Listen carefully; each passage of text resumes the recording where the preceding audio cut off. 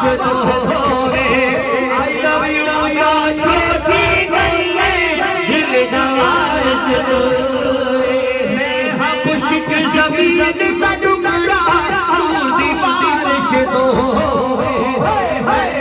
सब ज़मीन का टुकड़ा दूर दीवार से तो जग जग साह चल जाए जग जग साह चल जाए तोड़ दिखावांगी आज मेरा पीर आया दर्द सजावांगी आज मेरा पीर आया दर्द सजावांगी आज मेरा पीर आया दर्द सजावांगी।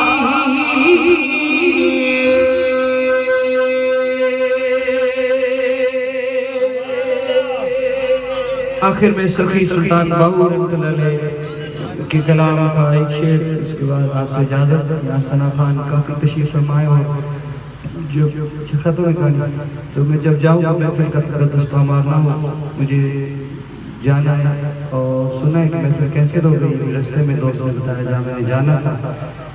जी सलाम।